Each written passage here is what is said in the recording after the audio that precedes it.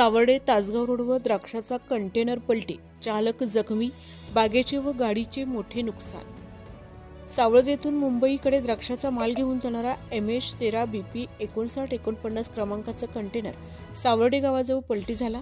या अपघातात सावर्डे येथील संजय माने यांच्या द्राक्षबागेचे तसेच कंटेनरचे मोठे नुकसान झालेले आहे। विजेचे सुमारे 5 ते 6 पोल पडले असण्याची शक्यता व्यक्त करण्यात येत आहे। मिळालेल्या माहितीनुसार कंटेनर सावर्डे गावातून थोड्या अंतरावर असलेल्या संजय माने यांच्या द्राक्षबागेत जाऊन पलटी झाला। अपघातात कंटेनरचेही मोठे नुकसान झाले असून चालक जखमी झाला आहे। घटनेनंतर ग्रामस्थांनी तात्काळ मदत करत रुग्णवाहिका बोलावून चालकाला उपचारासाठी दवाखान्यात दाखल केले।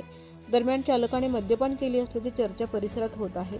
या अपघातात द्राक्षबागेचे नुकसान झाले असून विजेचे काही पोलही पडले असण्याची शक्यता आहे। घटनेची माहिती मिळताच तासगाव पोलिसांनी घटनास्थळी भेट देऊन पंचनामा केला। पुढील तपास सुरू आहे। प्रतिनिधी अनिल साळुंखे।